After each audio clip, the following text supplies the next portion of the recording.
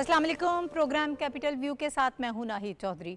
नाज़रीन, हम बात करेंगे एक बड़े अहम मौजू के हवाले से। कल भी सारा दिन आईनी तरमीम के हवाले से ही पूरे हमने देखा कि इस्लामाबाद में बहुत सारी मीटिंग्स भी हुई, मुशावरत भी हुई, एक जमहूरी अमल को बड़े ज़बरदस्त तरीके से आगे बढ़ाने की कोशिश की गई। तमाम सियासी जमातें आपस में मीटिंग्स करती रहीं, लेकिन वो अमल उस वक्त आगे बढ़ नहीं पाया।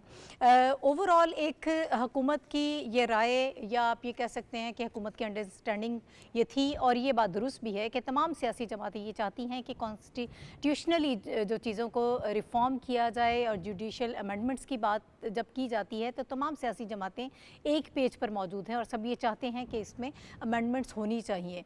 इसी अंडरस्टैंडिंग के तहत कल ये कोशिश की गई कि इस जो आ रही हैं तरमीम 52 या 54 जिसकी इस वक्त निकात हमें नज़र आ रहे हैं, जो बताया जा रहा है उसमें उसको अगरचे वो टेबल नहीं हो सका बिल, लेकिन उसके हवाले से कोशिशें की जाती रहीं कि कंसेंसस जो है वो डेवलप हो पाए तमाम सियासी जमातों का।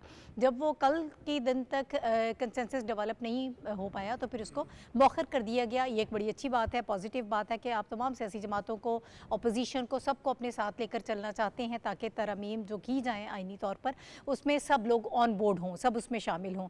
अब ये मुकम्मल मुफाहमत और इत्तेफाक राय किस तरह से डेवलप होगा, इस पर हुकूमत काम कर रही है।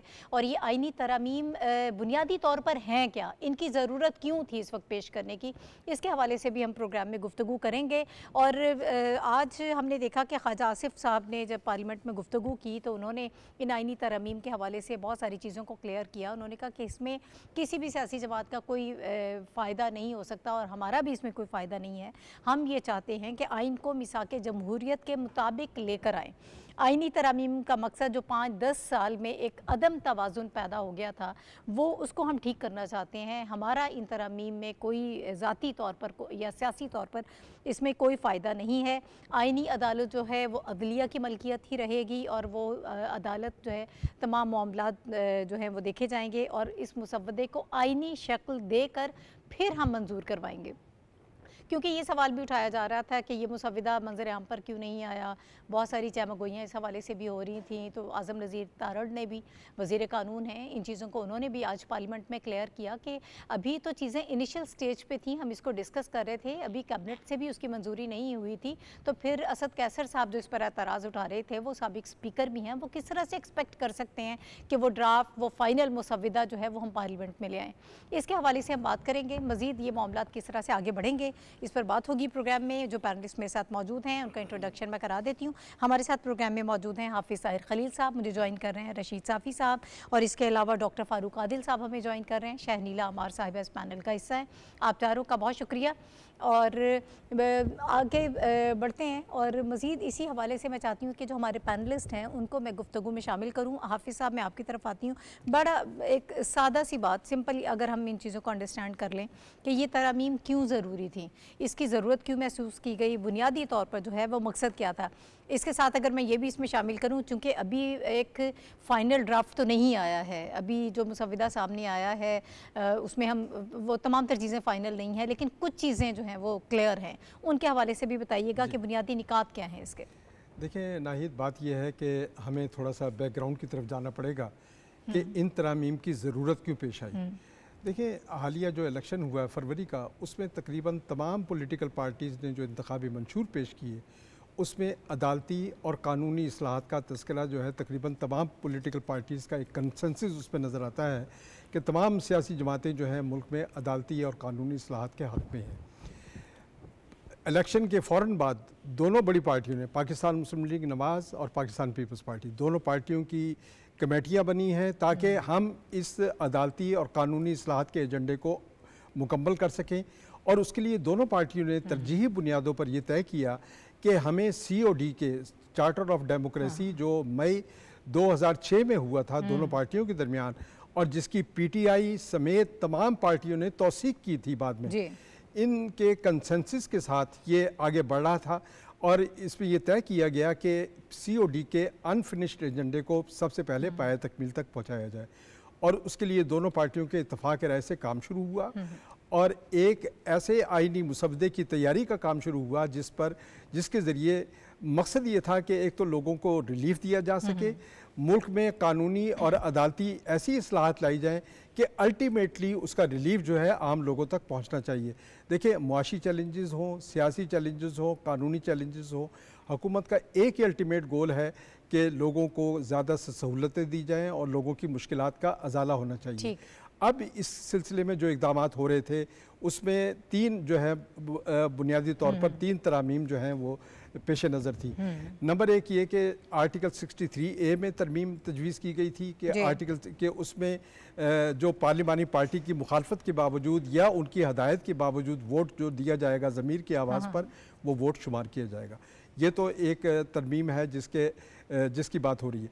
दूसरा था आर्टिकल 17। देखें, जिस तरह से बात हुई थी 1973 के ओरिजिनल कॉन्स्टिट्यूशन को बेहतर बनाने के लिए 18वीं तरमीम के ज़रिए, और 18वीं तरमीम के ज़रिए नए अदारे कुछ इस्टेब्लिश किए गए, जिसमें NFC शामिल था, जिसमें CCI जो मुश्तरका मफादात कौंसल था उसको स्ट्रेंथन किया गया था। इसी तरह इस जो नया तरमीम मुसवदा है उसमें 2 नए अदारे कायम करने की तजवीज़ थी। एक तो आईनी अदालत का क़याम था जो आर्टिकल 17 में तरमीम की जा रही थी। उसके ज़रिए एक मुल्क में कॉन्स्टिट्यूशनल कोर्ट कायम करना थी। मकसद ये था बुनियादी तौर पर कि सुप्रीम कोर्ट और दूसरी अदालतों पर जो काम का बोझ है उसको कम किया जाए, क्योंकि देखें इस वक्त हमारी जो असल हकीकत है कि सुप्रीम कोर्ट जो है उसके पास ना सिर्फ ये है कि हम आइनी मामलात लेके जा रहे हैं, आइन की तशरीह के मामलात, बल्कि पॉलिटिकल पार्टीज अपने झगड़े भी उनके पास लेके जा रही हैं, जिसकी वजह से अदालतें जो हैं वो उनका जो असल बुनियादी काम है वो सफ़र होता है। उसके पास देखें दीवानी मुकदमे भी हैं, फौजदारी भी हैं, सर्विस ट्रिब्यूनल के मुकदमात आते हैं, बैंकिंग के और भी दीगर मुकदमात आते हैं। बहरहाल यह है कि सुप्रीम कोर्ट का काम सफ़र हो रहा है और हालत यह है कि 60,000 जो है केसेस पेंडिंग में हैं। दीगर अदालतों में भी तकरीबन 21 से 24 लाख केसेस पेंडिंग। तो इसके लिए ज़रूरी ये थी कि आईनी अदालत का जो मुकम्मल तो देखिए ये कोई पाकिस्तान के लिए नया तजुर्बा नहीं है। जर्मनी में ऐसी अदालत काम कर रही है, स्पेन में है, ऑस्ट्रेलिया में, दीगर ममालिक में। तो हम ये चाह रहे थे कि भाई कि एक नई अदालत बन जाए ताकि आईनी तमाम जो उमूर हैं वो उस तक महदूद हो जाए। और दूसरा इसमें तीसरा जो बात की जा रही थी वो 175A में तरमीम थी, जिसके ज़रिए जजेस की तकर्री को बेहतर बनाना था। इस वक्त जो है जजेस की तकर्री जो हो रही है वो आर्टिकल 19 के तहत हो रही है। आर्टिकल 19 जो है उसमें जो बुनियादी तौर पर ये आर्टिकल लाया गया था कि जिसमें पार्लिमानी पार्टी के इख्तियारात महदूद कर दिए गए थे और उसमें जुडिशल कमीशन को जो है बाख्तियार बना दी। तो हम ये मतलब ये गवर्नमेंट ये चाह रही थी कि इसमें पार्लिमान की जो बेतौकीरी हुई है उसको बहाल किया जाए, पार्लियामेंट को बेअसर न बनाया जाए, बल्कि पार्लियामेंट और पार्लिमानी कमेटी और जजेस का जो कमीशन है उसको यकजा करके एक नया अदारा बना दिया जाए। अब कोशिश ये की जा रही है कि तमाम उमूर पर एक कौमी वसी तर इत्तफाक राय कर दिया जाए और इसमें जो पार्टियां ऑन बोर्ड नहीं हैं उनको भी शामिल कर लिया जाए। ठीक है। अच्छा साफ़ी साहब, इसी पे मैं आपकी राय भी चाहूँगी। एक तो जो निकात बताया है हाफिज़ साहब ने, फिर कल जितनी गहमा गहमी रही और जिस तरह से पार्लियामेंट का माहौल रहा और बाहर हमने देखा कि तमाम सियासी जमातें आपस में मुशावरत कर रही हैं, एक टीम आ रही है, दूसरी टीम जा रही है। मौलाना फजलुर रहमान साहब बड़े अहम रहे कल के दिन, स्टिल बहुत रेलिवेंट हैं। तो इसको आज के दिन में कुछ लोगों ने किसी की फतह किसी की शिकस्त इसको करार दिया कि कोई कामयाब हुआ कोई कामयाब नहीं हुआ। क्या जमहूरियत में ऐसा नहीं होता? ये तो जमहूरी हुस्न है कि कोई चीज़ आप लेकर आते हैं। अब आईनी तरमीम कोई छोटी चीज़ नहीं है। कल अता तारड़ साहब भी रात जब बात कर रहे थे प्रेस कॉन्फ्रेंस से, उन्होंने की, उनसे बहुत सारे सवालात किए गए। उन्होंने कहा कि ये कोई ऐसी चीज़ नहीं है कि जिसको फौरी तौर पर हम बिल जो है वो टेबल कर दें। इस पर मुशावरत होगी, उसके बाद चीज़ें जो हैं वो फिर क्लियर होंगी। शुक्रिया नाहिद। ये कल जो हमने नज़ारा देखा और जो आज जिस पे हम बहस कर रहे हैं, यही पार्लिमानी जमहूरियत का एक हुस्न है, यही जमहूरियत कहलाती है और यही पार्लिमानी निज़ाम की जो एक खूबी है कि इसमें फ़र्द वाहिद या एक सिंगल पार्टी जो है वो फ़ैसला नहीं करती, बल्कि तमाम पार्लिमानी और सियासी क़ुव्वतों को साथ लेकर उनको फ़ैसले करने पड़ते हैं। जो कल का दिन हंगामा खेज़ रहा मीडिया की हद तक, बाकी तो वो रूटीन की बात रही है कि सियासी मशावरतें होती रही और उसमें सियासी कायदीन मिलते रहे। ये कोई ऐसी अनहोनी बात नहीं है। ये पाकिस्तान से बाहर अगर हम बाकी जमहूरी और पार्लिमानी निज़ामों का थोड़ा सा भी अजमाली जायज़ा ले तो हमें अंदाज़ा हो जाएगा कि पाकिस्तान वाहिद मुल्क नहीं है कि इसमें यहाँ पे इस किस्म की मशावरतें होती है और कभी हुकूमती पार्टी को पार्लिमानी उसमें पार्लिमान के अंदर कामयाबी हासिल होती है, कभी वो अपनी मंशा की कानून साजी और आईन साजी करने में कामयाब होती है, कभी नाकाम होती है। यही तो जमहूरी और पार्लिमान का जो है पार्लिमानी निज़ाम का एक वतीरा है, एक तरीक़ा है। मैं अगर अमेरिका और बरतानिया और बाकी जो बड़ी जमहूरी ममालिक जो हम समझते हैं जिनकी उनकी अगर बात ना करे, चीन के बारे में एक ख़याल है कि वहाँ पे कोई जमहूरी निज़ाम शायद नहीं है, जो बिल्कुल गलत है। देखिए वहाँ पे एक सोशलिस्ट डेमोक्रेटिक सिस्टम राइज है। इस वक्त भी CPC का एक अहम इजलास जारी है, मशावरती अमल जारी है और चीनी जमहूरियत का ये हुस्न है कि गोचे उनके जो बड़े कायदीन है उनका बराह रास्त इंतखाब नहीं होता, उनका इंतखाब CPC यानी कम्युनिस्ट चाइनीज़ पार्टी से होता है, लेकिन जो ग्रास रूट वहाँ पे जो कानून साजी होती है या जो इंतखाब होता है जिसको हम बल्दियाती निज़ाम यहाँ पे कहते हैं, उसकी बाकायदा एक प्रोसेस से उन्हें एक मशावरत से उन्हें गुज़रना पड़ता है। और यही चीनी निज़ाम की कामयाबी है कि इसमें इनकी जमहूरी निज़ाम में मशावरत को और जो हुक्मरान पार्टी से बाहर जमातें हैं, चाहे वो सियासी क़ुव्वतें हों, चाहे वो इंटेलेक्चुअल क़ुव्वतें हों, चाहे वो तलबा तंजीमें हों, चाहे वो कारोबारी तबक़ात हो, सबकी राय लेके एक सस्टेनेबल पॉलिसियाँ इख्तियार की जाती है। तवीलुल मुद्दत पॉलिसियाँ इख्तियार करना ही चीन की तरक्की का असल राज है और वो पॉलिसियाँ तब इख्तियार होती है जब तमाम सियासी जमातों को और तमाम सियासी ढांचे को वो जब एतमाद में लेके बढ़ते हैं। कल हुकूमत ने यही कोशिश की, गोचे हमने देखा कि 19वीं आईनी तरमीम के बारे में हमें वो बात याद है कि अभी 2-3 दिन पहले ही बिलावल भुट्टो ज़रदारी साहब ने कहा कि पार्लिमानी अरकान के कनपट्टी पे पिस्तौल रख के कानून साजी 19वीं आईनी तरमीम करवाई गई। ये अच्छा है कि हमने वो बुरे तजुर्बात नहीं दोहराए। हुकूमत अगर 2 कदम पीछे हमें हटती हुई दिखाई दे रही है तो ये हटना नहीं है या पसपाई नहीं है, ये जमहूरियत और पार्लिमानी निज़ाम के सामने सर तस्लीम खम करना है। यही इस जमहूरी निज़ाम की एक खूबी है। और मैं आखिरी बात ये कहूँगा कि कल किसी की ना हार हुई है ना किसी की जीत हुई है। एक जीत का हम ज़रूर तस्करा करना चाहेंगे कि पार्लिमानी और जमहूरी निज़ाम की जीत हुई है, ये सबसे बड़ी बात है। ठीक है जी डॉक्टर साहब, ये तो बात बिल्कुल क्लियर हो गई वैसे कल कि कोई भी जब जिस जुडिशल रिफॉर्म्स की हम बात कर रहे हैं, तमाम सियासी जमातें जो हैं वो उसकी फेवर में हैं, कोई इसको डिनाई नहीं कर रहा है, ये तो कंफर्म है ये बात। लेकिन ओवरऑल जो सारा प्रोसेस है जिस तरह से आगे बढ़ा उस पर मैं आपकी राय चाहती हूँ। फिर आज जब बात की आज़म नज़ीर तारड़ साहब ने, उन्होंने कहा कि आईनी अदालत के क़याम की मनफी तशरीह की गई है, ये इस तरह से नहीं था जिस तरह से चीज़ों को सामने लेकर आया गया या जिस तरह से उनकी तशरीह की गई। इस पर मैं आपकी राय चाहती हूँ। अच्छा, ये जो मनफी तशरीह है ना, इसकी जो इस वक्त यानी रात से अब तक जो एक नुमाया आवाज़ सामने आई है वो हामिद खान साहब की आई है। हामिद खान साहब ने ये कहा कि आईनी अदालत की तजवीज़ उठाकर हम रद्दी की टोकरी में फेंक देंगे। अच्छा, आईनी अदालत क्यों बननी चाहिए अभी हाफिज़ साहब ने बता दिया, कुछ साफ़ी साहब ने बता दिया। तो देखिए बात ये है कि अगर आप ये कह रहे हैं कि रियासत की अदालती और इंसाफ का निज़ाम स्विफ्ट हो जाएगा, आसान हो जाएगा, लोगों की शिकायत कम वक्त में निपटा दी जाएंगी और लोगों तक के घर की दहलीज पर इंसाफ पहुंच जाएगा, तो आपको इस पर क्या एतराज़ है? एतराज़ ये है कि आप पाकिस्तानी और पाकिस्तान के अवाम बनकर नहीं सोच रहे, आप एक पार्टी बन के सोच रहे हैं। आपकी पार्टी का मफाद ये नहीं है तो आप कह रहे हैं हम उठा के फेंक देंगे। सही नहीं, एक बात तो इसकी ये है। अच्छा, अभी फतेह और शिकस्त की बात हुई, ये बिल्कुल ठीक कहा कि जमहूरियत की फतेह हुई, लेकिन ये जो कहा जा रहा है कि मौलाना फजलुर रहमान ने शिकस्त से 2-4 कर दिया, दरअसल बैरिस्टर गौहर और दीगर ये कह रहे हैं कि हमने मौलाना फजलुर रहमान को इस्तेमाल कर लिया। क्या मौलाना फजलुर रहमान को इन्होंने इस्तेमाल कर लिया है और मौलाना फजलुर रहमान इस्तेमाल हो गए? तो मेरे ख्याल में ये जुमला और ये स्टेटमेंट जो है इनको बड़ा भारी पड़ेगा और इनको नुकसान होगा। तो एक तो ये वजाहत। दूसरी जो बात आप कहते जो थोड़ी सी ताख़ीर हो रही है, तो ताख़ीर क्यों हो रही है, उसका तरीका क्या है, एक तो आपको बता दिया अभी साफ़ी साहब ने। दो बातें और सुन लें। आपकी तारीख में 2 कॉन्स्टिट्यूशनल डॉक्यूमेंट पूरे इत्तेफाक राय से आए।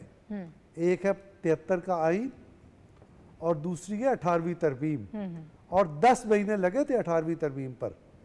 आपने 10 महीने में 18वीं तरमीम की और रियासत पे कोई नहीं है जो उसकी मुखालफत करे।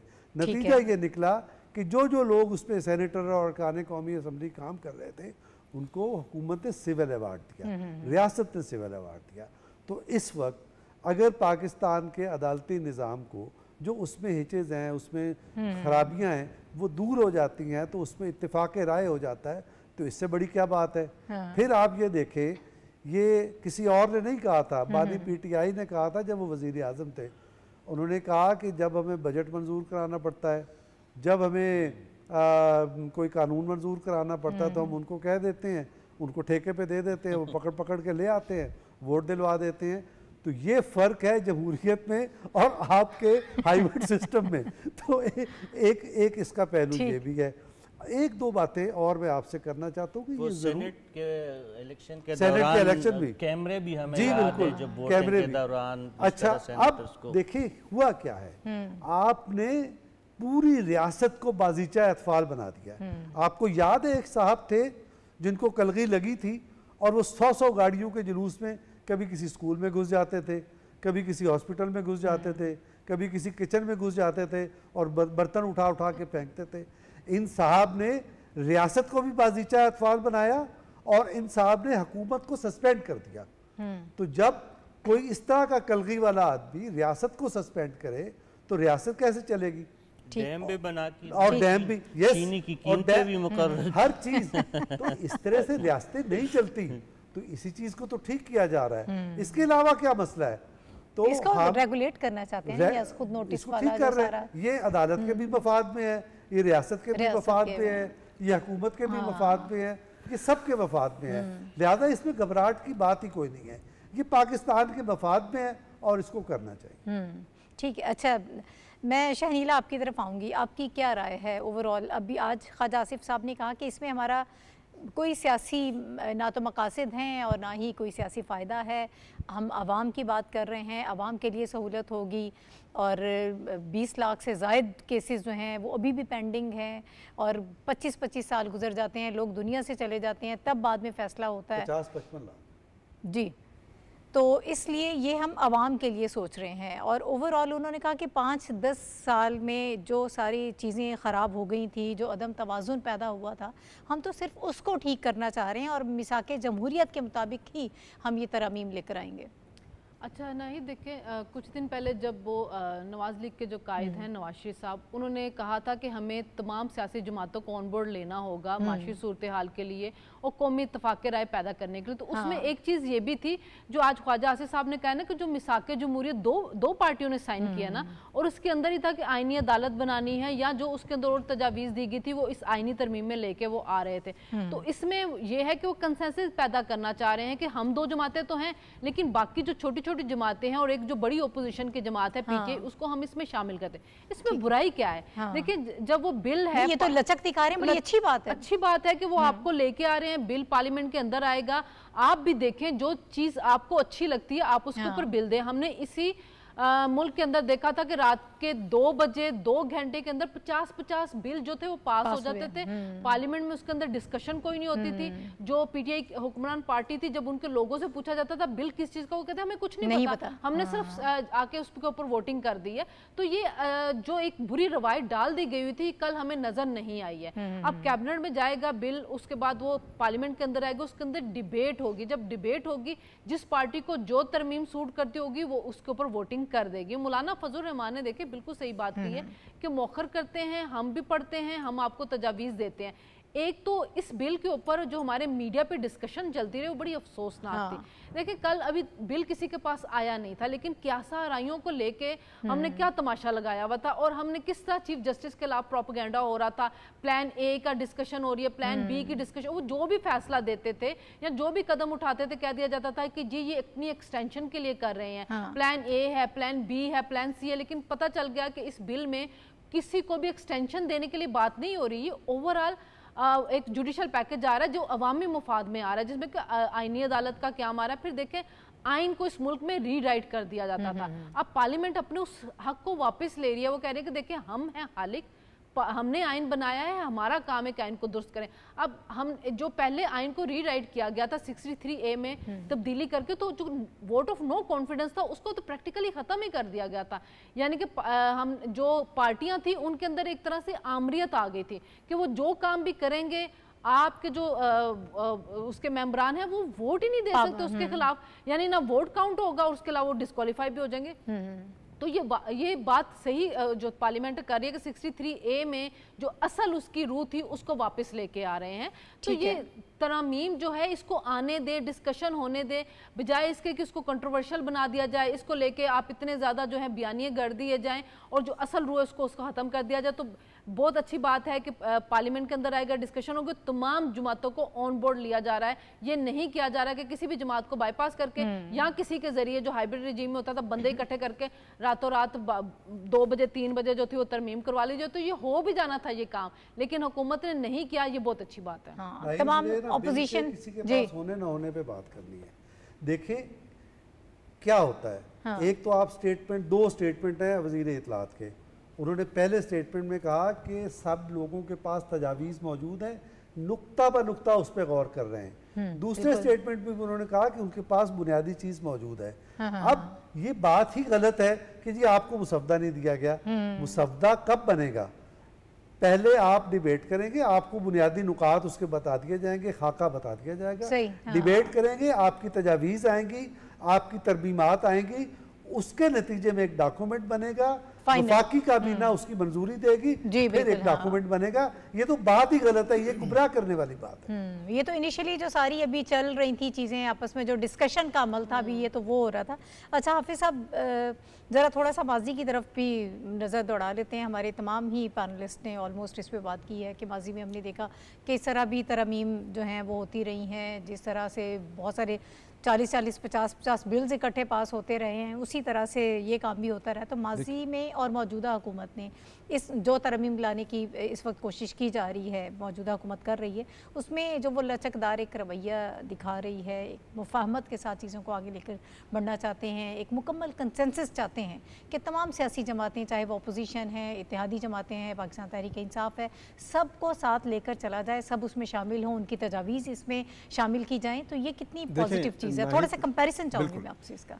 जब 18वीं तरमीम पास हुई है उसमें तमाम पार्टियों को ऑन बोर्ड लिया गया, 10 महीने तक इस पर डिबेट होती रही, पॉलिटिकल पार्टीज जो हैं एक एक नुक्ते पर इत्तेफाक राय से आगे बढ़ती रही और उसके नतीजे में 18वीं तरमीम पास हुई। 18वीं तरमीम के नतीजे में वफाक और सूबों के ताल्लुकात बेहतर हुए और उनमें कुछ नए अदारे भी कायम किए गए। आप देखें कि उसके फ़ौरन बाद जब 18वीं तरमीम पास होने के बाद जो दूसरी हुकूमत आई है मियां नवाज शरीफ के बाद, तो उसमें 19वीं तरमीम लाई गई। 19वीं तरमीम के ज़रिए पार्लियामेंट को बेख्तियार करने का मकसद था और वो पार्लियामेंट के ज़रिए ही बेख्तियार कर दिया गया।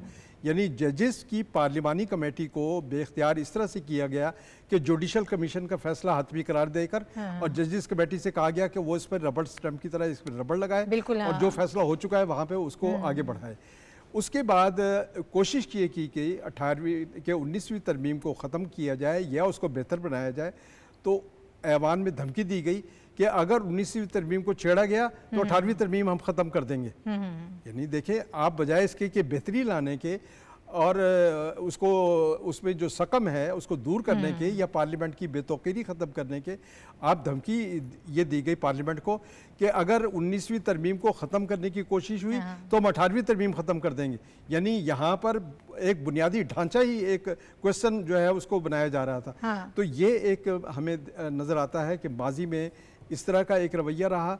आज जब देखें, अभी तो मुसवदा अभी पूरी तरह से तैयार नहीं हुआ था, लेकिन बुनियादी नुकात जो हुकूमत पेश कर रही थी अपनी इत्तेहादी जमातों के साथ भी, अपोजिशन के साथ भी, आज भी हुकूमत की तरफ से ये अपोजिशन को दावत दी गई है कि वो आए, बैठे इन नुकात पर, अगर इसमें बेहतरी के लिए कोई तजावीज़ हैं तो लाएं, इसको बेहतर कर लेते हैं, हम बैठ के बात कर लेते हैं।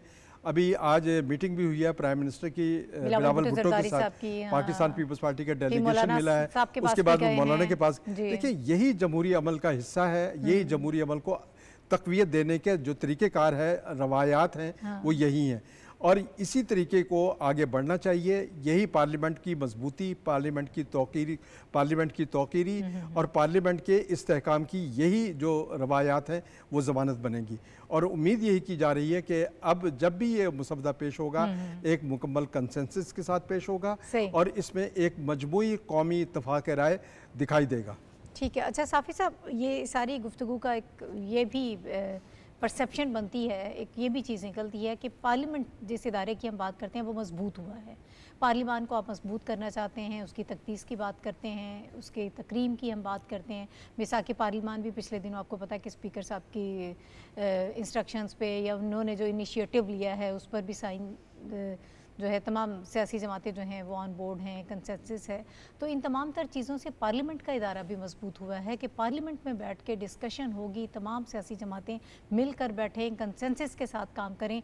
जो इस वक्त सियासी कुव्वतें हैं, जमहूरियत के हवाले से जब हम बात करते हैं, ये एक बड़ा ज़बरदस्त किस्म का जमहूरी अंदाज़ होता है कि आप सब इकट्ठे चलें। जी नहीं, देखिए, ये जो अगर कुछ लोग इस कश्मकश को लड़ाई का नाम देते हैं तो उनकी मर्ज़ी, लेकिन मैं इसको पाकिस्तान की तारीख़ का एक शानदार पार्लिमानी कश्मकश समझता हूँ। जिन जिन ममालिक में जमहूरियत ने तरक्की पाई है और पार्लिमानी निज़ाम जो मजबूत हुआ है, वहाँ पे इस किस्म के कश्मकश होते रहे। इस वक्त पार्लिमान क्या कर रहा है? इस वक्त पार्लिमान की कोशिश है कि इस्टेब्लिशमेंट के दो अहम इदारे, यानी जो हमारी अस्करी इदारा है और उसके साथ साथ जो हमारा मुक़न्नना है, अदलिया है, और उस पे से पार्लिमान की बालादस्ती के लिए ज़्यादा से ज़्यादा हिस्सा समेटने की एक कोशिश है, और वो भी आईन के अंदर रहते हुए। इसका ये मतलब हरगिज़ नहीं है कि हुकूमत या पार्लिमान की ये ख्वाहिश है कि ये जो हमारे इस्टेब्लिशमेंट के दो अहम उज़ू है, जो दो अहम इदारे हैं, उनको खुदा न खास्ता या कमज़ोर करने की कोशिश की जा रही है या उनको सेटअप से और सिस्टम से बाहर करने की कोशिश की जा रही है। यहाँ पे कोशिश जो हमें अभी इस वक्त दिखाई दे रही है वो फ़कत इतनी है कि इदारे अपने हुदूद में रहें, अपने मैंडेट में रहे और आवाम के मफाद पे कोई उस पर गज़न ना आए, आवाम की मफाद के लिए मैक्सिमम हासिल किया जाए। तो इस लड़ाई से या इस कश्मकश से परेशान नहीं होना चाहिए, बल्कि ये हमारी सियासी और पार्लिमानी मैच्योरिटी की तरफ हमारा एक कदम है। अब चूँकि हमारे पार्लिमानी निज़ाम और जमहूरी निज़ाम इंतहाई कमज़ोर है, वक्तन फ़वक्तन ये निज़ाम डीरेल हो चुका है, डी ट्रैक हो चुका है, तो इसलिए ये बातें हमें अनहोनी लग रही है। लेकिन वो वक्त दूर नहीं है, अगर इस किस्म के प्रैक्टिस और प्रोसीजर होते रहे, जिस तरह कल हमने देखा और जिस तरह इस वक्त हुकूमत का अज़म है कि ये आईनी इस्लाहात ज़रूर लाए जाएंगे, लेकिन इसके लिए शर्त यह है कि तमाम सियासी जमातें बशमूल अपोजिशन, बशमूल PTI, जो हुकूमत को जायज़ भी नहीं समझती, जो हुकूमत से बात करना भी नहीं चाह रही थी, उनको मुसलसल इंगेज रखा जा रहा है। चले मौलाना साहब के साथ जो है हुक्मरान इत्तेहादी जमातों का एक पुराना ताल्लुक़ था, उनके साथ बातचीत तो उनकी मामूल की बात है, लेकिन किसी मरहले पे हुकूमत ने तासुर नहीं दिया कि उन्होंने PTI से बात नहीं करनी, बल्कि आज भी हुकूमत की तरफ से ये तासुर दिया जा रहा है कि PTI आए और इस अमल में शरीक हो।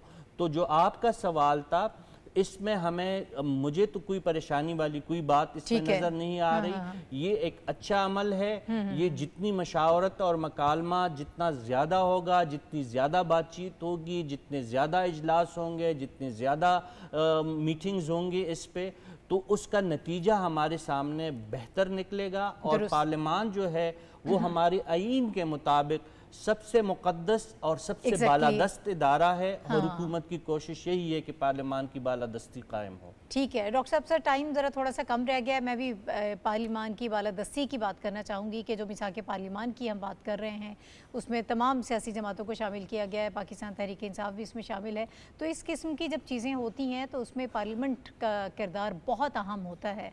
तो इस प्रैक्टिस से पार्लियामेंट का जो इदारा है वो भी मजबूत हुआ है। अच्छा, एक तो आप दुरुस्त कह रही हैं और आपके ही सवाल पे मैं बात कर रहा हूँ, लेकिन एक वैसे ही इस्लाह नहीं है। हाँ। दूसरा एक थोड़ा सा एक दूसरा मौक़िफ़ है। अभी जैसे साफ़ी साहब कह रहे थे ना कि हमें कशमकश दिखाई दे रही है। कशमकश तो पार्लियामेंट में रहती है, लेकिन अगर हम उसको पार्लियामेंट्री प्रोसेस कह दें तो वो जो कशमकश की वजह से लड़ाई का कॉन्सेप्ट ज़हन में आ रहा है वो निकल जाएगा। और यही खूबसूरती पार्लियामानी सिस्टम की है कि उसमें हर वक्त प्रोसेस रहता है।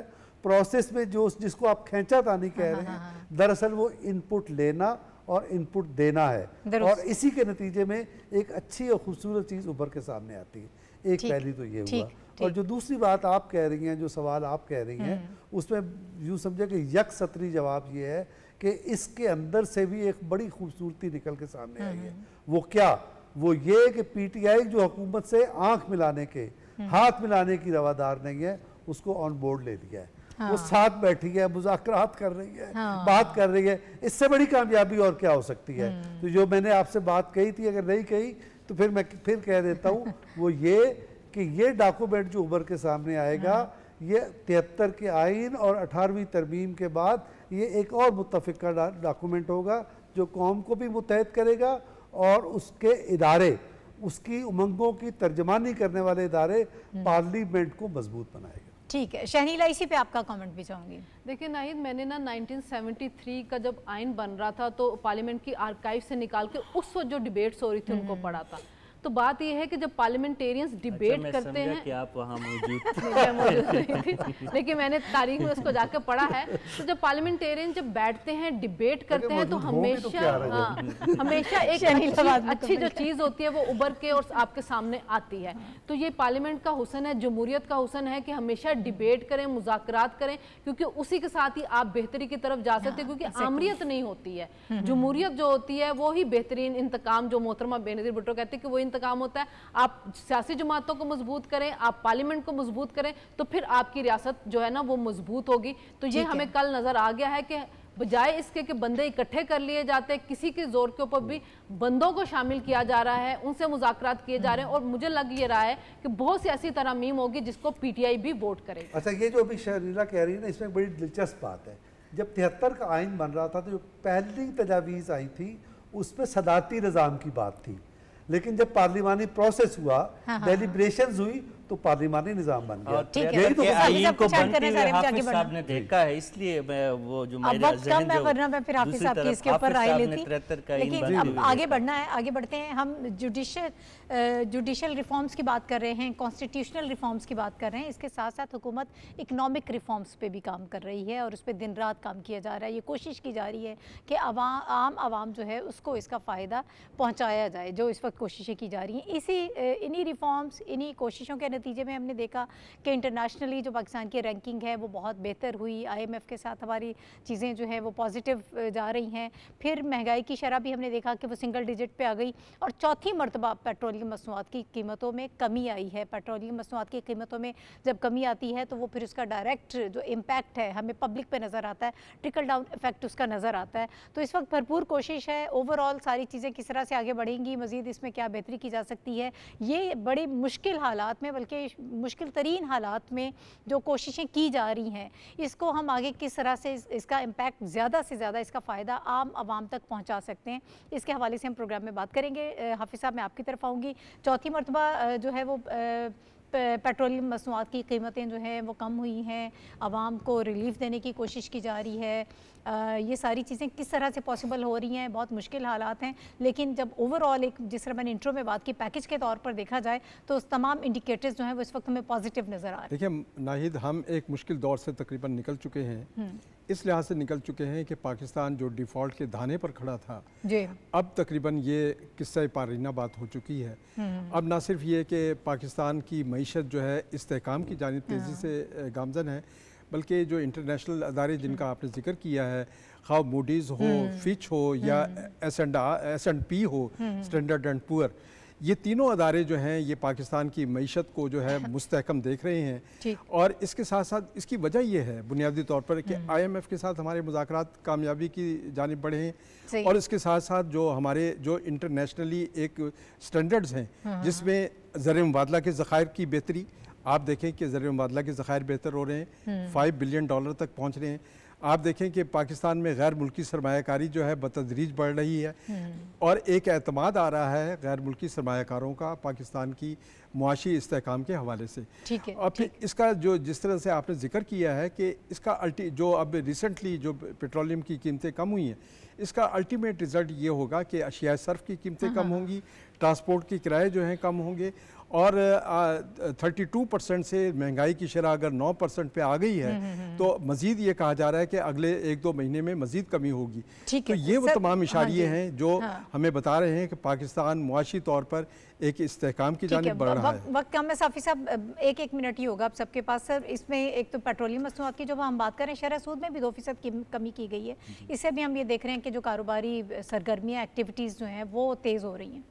जी बिल्कुल, जो 2% कमी है शरह सूद में, इससे यकीनी तौर पर ना सिर्फ बैंकिंग सेक्टर पे बहुत अच्छा असर पड़ेगा, बल्कि जो हमारी तामीराती शोबा जो बिल्कुल कुछ मुद्दत से मरा पड़ा था उसमें भी जान आएगी, और स्पेशली जो पेट्रोलियम मसनूआत की कीमतों में गुज़श्ता रात जो बड़ी कमी है इसका भी बराह रास्त फ़ायदा जो है वो निचले तबके को है। और हम इस बात से इस ये जो अमल है इससे ये बात भी साबित होती है कि हुकूमत को जैसे कोई मौका मिलता है तो वो आवाम को रिलीफ देने का कोई मौका ज़ाया नहीं करती। यही शहबाज शरीफ साहब की हुकूमत की खूबी है कि जैसे ही आलमी मार्केट में तेल की कीमतें कम हुई है तो उसके साथ ही मैक्सिमम एक कोशिश की गई है, गोचे ये नाकाफ़ी है, इसके अलावा कई मदात में अब भी महंगाई की शरह ज़्यादा है और जो शरह नीचे आ रही है वो एक मस्बत तर्ज अमल है, लेकिन अभी हुकूमत को बहुत कुछ करना है